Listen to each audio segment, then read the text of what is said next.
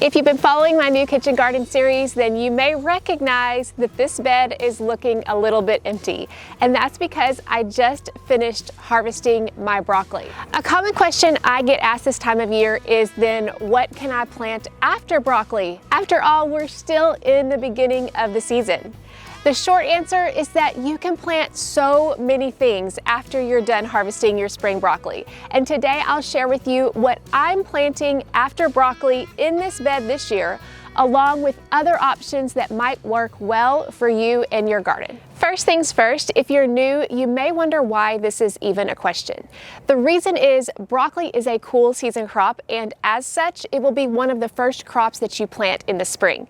Now, if you're new and you realize after watching this video that you've planted too late or your broccoli is already bolting, bank this information for next spring and plan on planting a fall crop this year, and then you can adjust for next spring. After years of failure in trying to grow spring broccoli, I finally got it dialed in, so if it hasn't come easy for you, you are not alone. In my southern location, I'm in Arkansas Zone 8A with an average last frost date of April 8th. I start my broccoli seeds indoors about the 2nd to 3rd week of January.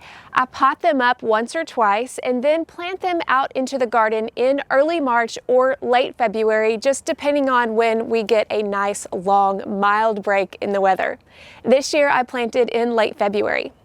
Because broccoli is very sensitive to heat and will start bolting or going to flower when temperatures rise into the 80s, which is usually late April or early May, it's important for me to plant early. If you get a longer, milder spring, you may not be in as much of a rush as I am. In planting early though, these last 2 seasons, this has meant that I've been harvesting my broccoli in late April, just a few weeks after my average last frost date. This may seem early to you, but again, considering that broccoli doesn't like the heat and I'm racing the clock trying to get them harvested before the heat sets in, this is the ideal time for my climate, being able to harvest early.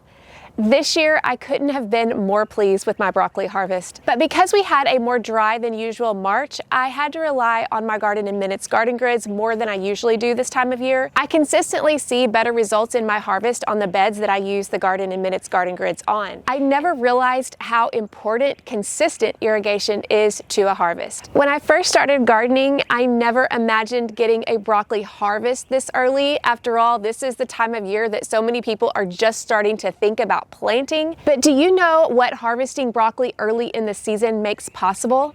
I have garden space to spare for a whole other crop. This is succession planting at its finest. So I had to give you context, so especially if you're new, you'll know why I'm choosing the crops I am to follow broccoli.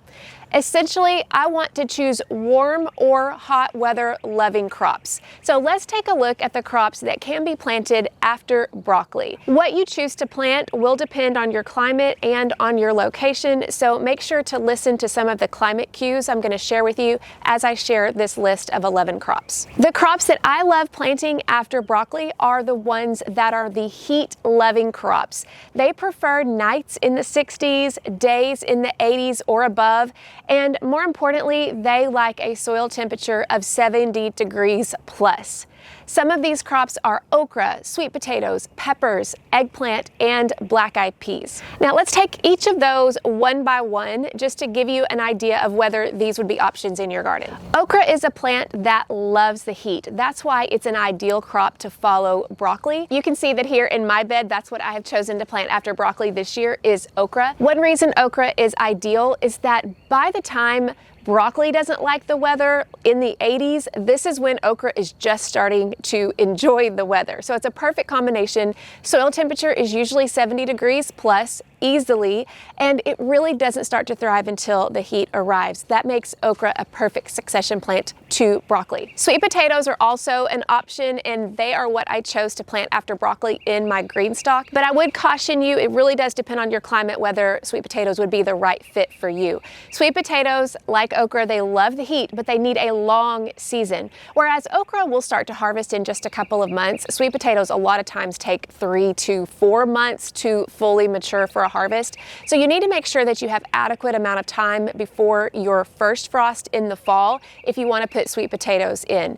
As a long season gardener, I do have time, but if you're a cool season gardener and let's say you planted your broccoli later and you need to plant your sweet potatoes and your broccoli isn't even forming a head yet, then obviously I would not wait to plant those sweet potatoes. I would put them somewhere else in your garden. But for those of us who have long hot seasons, sweet potatoes are ideal. Peppers would be very similar, but it kind of depends on what pepper that you're planning on growing. If you're growing a smaller pepper like jalapenos that doesn't take as long to mature, peppers would be a great succession planting behind broccoli for the same reason that okra would be. Peppers really don't get started going until temperatures are in the 80s during the day, the 60s at night. That's really when they enjoy the weather.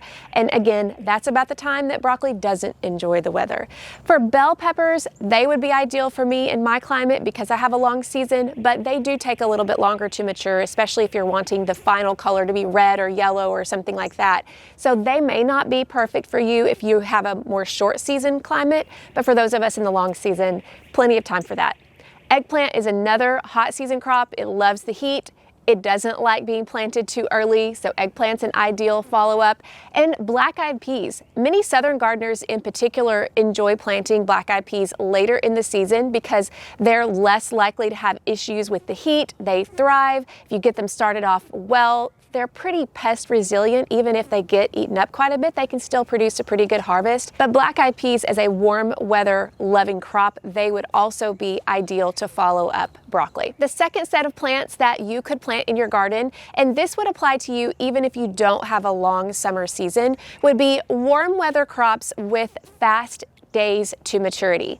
These are the ones that you can fit in that will come to a harvest quickly. They don't require a long season like sweet potatoes would. The reason these would be great is because, again, the soil temperature has warmed up, so you can directly sow these seeds in the place where your broccoli was, and because the soil temperature is 70 plus, those seeds are going to sprout really quickly and they're going to grow fast all together. These crops are going to be summer squash and zucchini, green beans, and cucumbers. Now, if you have a long season climate like I do, pole beans would be fine for green beans, but bush beans would work with many other gardens as well, just because they're usually a days to maturity of only 60 days. So you would most likely have time to get any of these crops in your garden after broccoli before your frost comes. Now there's one other section of crops that might be an option for you as long as you give them a little bit of extra care. One would be melons. Now depending on the time of the year that you end up harvesting broccoli, melons might be ideal to put after broccoli. I would go probably with the smaller melons, especially if you have a short season climate like sugar baby watermelon or cantaloupes, because they're going to come to harvest quicker. Some of those 30-pound watermelons may not be ideal unless you live in an area with a very long hot season, but those also might be an option for you, especially if you live in the South. You can get a jump start on the melons by planting them as transplants. They are a little bit sensitive to having their roots disturbed, but not near as bad as cucumbers and squash are, so melon transplants would be ideal to put in after you harvest your broccoli. Another option would be corn, and the reason I suggest corn is that corn doesn't mind the heat. It really likes the long days of the summer. The only problem with corn, well, two technically, would be space. I would never plant corn in just this raised bed. Corn needs a lot of space to be able to properly pollinate. 4 rows of corn is a minimum, and I would say probably 8 foot would be a minimum to be able to have complete pollination. So this would not be something I would put in this small of a raised bed. But if you have a larger space, corn would be ideal. And another thing is that broccoli, and we're going to mention this next, is a member of the Brassica family, and they take up a lot of nitrogen as they grow. Corn also is very nitrogen hungry. So if you followed broccoli with corn, make sure to amend your soil and add extra compost, add extra nitrogen in some way to be able to continue supporting that corn crop. And finally, we have tomatoes. Tomatoes would actually be a great plant to follow broccoli with. Most tomatoes will work if you're in a long season climate, but if you are in a short season climate, you could choose a tomato variety with shorter days to maturity, maybe a dwarf tomato tomato, or maybe a determinate type tomato or a cherry tomato. Those would be ideal. Now, most likely you will have probably already planted some tomatoes in your garden somewhere, but you can plant another crop as a succession planting to get more further on in the season. So I think adding a tomato planting after broccoli would be ideal. Now keep in mind, I mentioned this earlier, but it bears repeating, that broccoli is a heavy feeder, particularly of nitrogen. Now, while it's always good to add an inch or two of compost at every planting when you're planting in succession, this is going to be particularly important for crops that are heavier feeders, like corn and like tomatoes. You might opt to throw in some organic fertilizer. I like to use plant tone or garden tone if you're going to be planting crops like squash, corn, and tomatoes that require a little bit more fertility. Okay, so I have to issue this disclaimer, which hopefully you caught earlier, but I really feel like it's important to repeat this.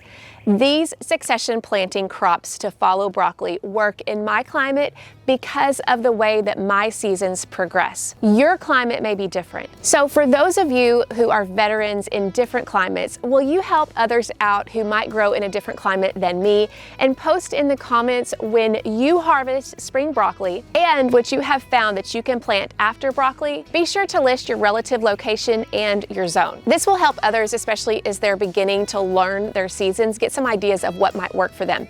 But ultimately, if you're a beginner, know that a lot of this you will learn as you go. You'll start to see patterns about when you harvest. That way you can start planning strategic succession plantings like this. And the goal is to harvest as long into the year as possible. Once you start incorporating succession plantings like these to match your climate, you'd be amazed at how much you can grow.